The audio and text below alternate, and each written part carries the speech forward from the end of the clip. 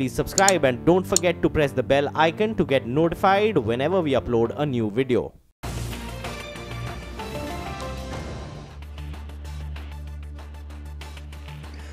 Hi there, good afternoon. This is MIDCAP Radar on CNBC TV18. I'm Manglam Malu. With me is Sumaira Abdi. Sumaira, hi, good afternoon. For the market, you know, in the morning we thought that it could be a very bad day, but seems like those sort of fears have been abated for now.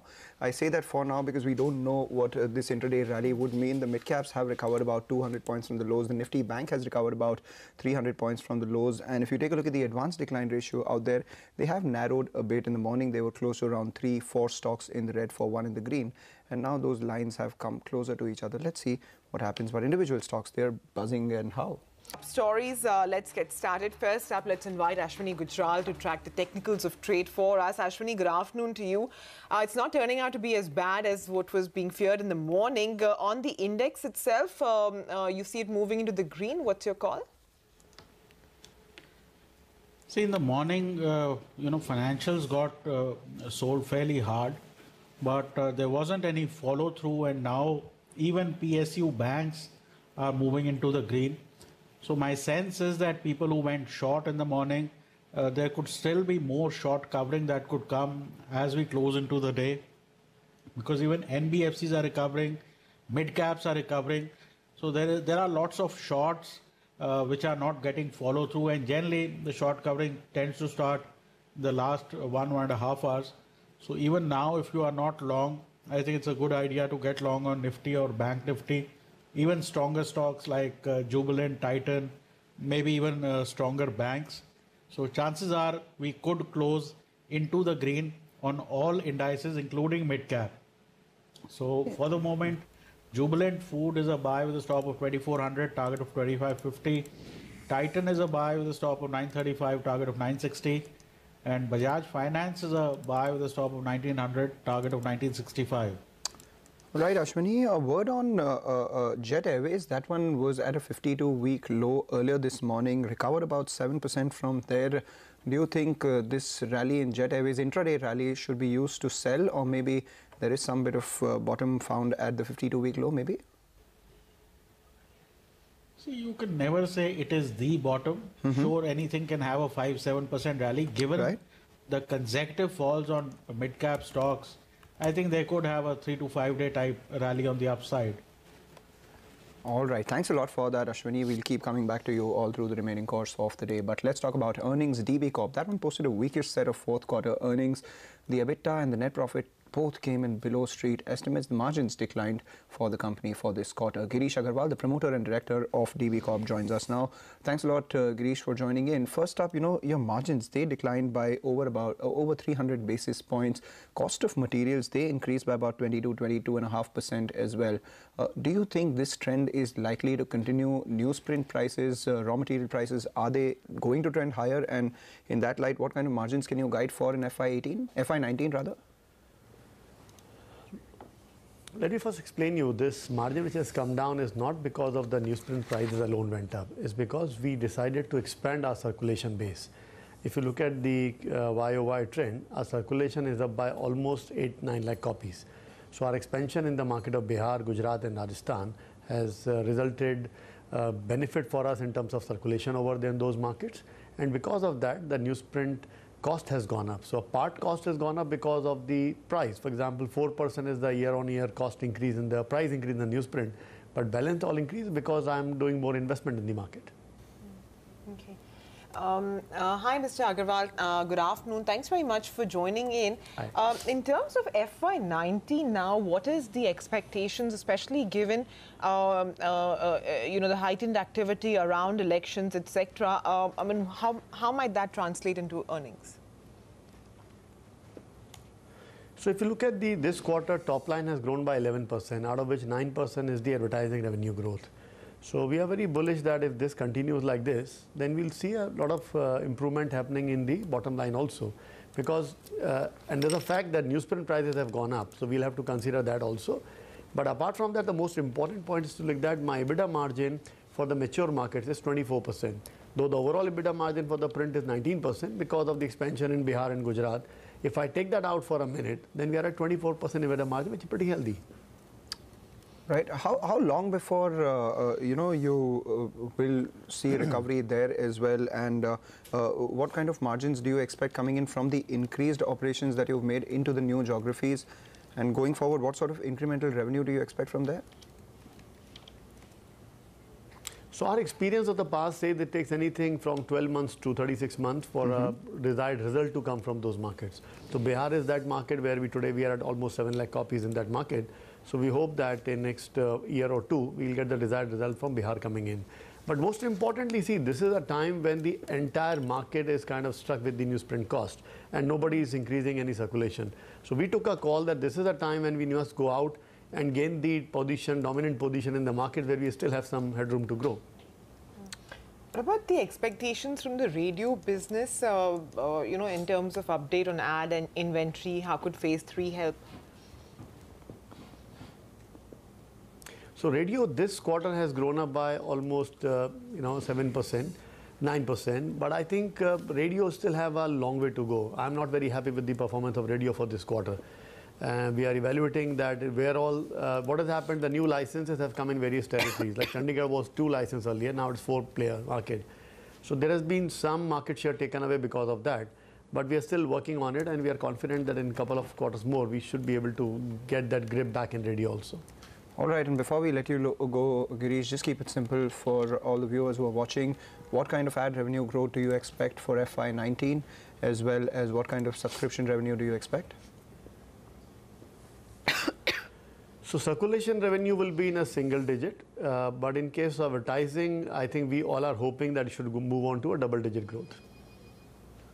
All right, Mr. Agarwal, we'll leave it at that for now. Thanks very much for your time and all the very best for the coming financial. That's the word coming in from DB Corp. Let's also hear out the management of NIIT, who are speaking to the media just post the release of their earnings. 8 crores, which is up 6% YOY, and EBITDA in Q4 was at 22.1 crores, which is up 22% YOY. NIIT also completed the acquisition of Eagle Productivity Solutions, as previously announced in January, and as mentioned earlier, Eagle focuses on the pharma and life sciences segment of the industry, with offices in the United States and Europe. Overall, the revenues, while on a INR basis grew at 1% year-on-year for FY18 from 845 crores previous year to 850.5 crores year ending March 31st. On a for the go forward business in constant currency terms, the revenues grew at 6%. For Q4, the revenues on constant currency go forward basis grew at 10%. EBITDA for the year grew at 11% to 74.6 crores from 67.4 crores previous year, and profit after tax, as I mentioned earlier, grew 53% to 62.5 crores for the year. For the quarter, EBITDA grew 22% to 22.1 crores compared to 18.1 crores previous year. This past quarter, all right, so far the management there, speaking about their numbers, in terms of EBITDA, the expansion is about 11% in terms of YOY, and profit after tax too has seen about a 50% odd growth. Keep an eye out on Hindustan Unilever. That stock has hit a fresh record high after ITC's number. Maybe the street was waiting for ITC's numbers to make a call on whether, or take a call on whether to invest into Hindustan Unilever at 52 times or ITC at 27 times. From the looks of it, looks like strong results from Hindustan Unilever have tilted the sentiment in that one's favor. Just keep an eye out on the market cap. Just about 2,000-3,000 crores of difference between Hindustan Unilever and ITC's market cap. But talking about stocks, we have NIIT. Vijay Tadani, the VC and MD of NIIT Limited, now joins us on the show to discuss more on the company's fourth quarter performance. Thanks a lot, Mr. Tadani, for joining in. Looks like a good set of numbers, especially on the operational front. So if you can guide for the revenues in your CLG division, as well as the margins that you are going to you're going to target in FY19. Yeah. So I think CLG has overall been leading the performance, and now in this quarter it has formed 65% of our total business. They added 5 new contracts, of which 3 were new logos.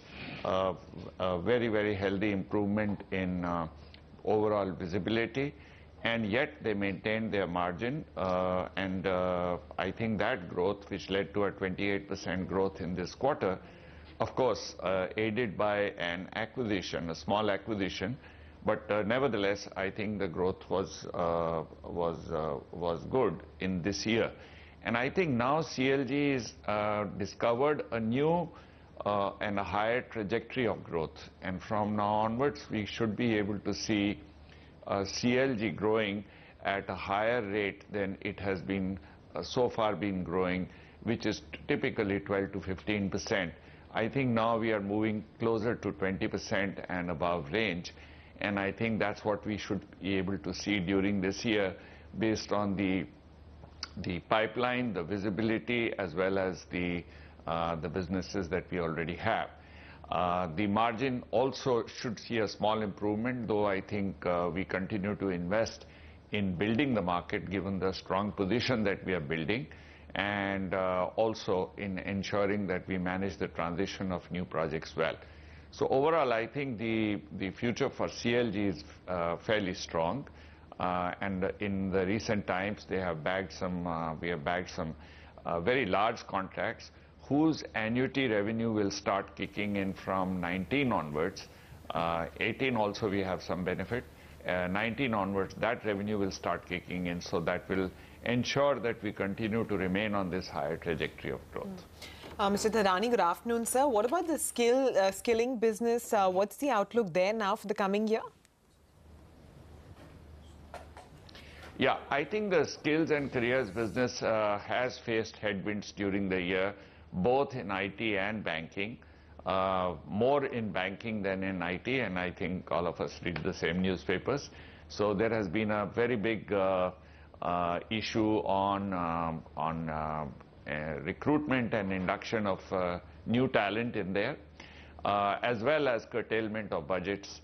At the same time, the newer technologies and digital technologies hold a lot of promise, and we are now beginning to see a momentum.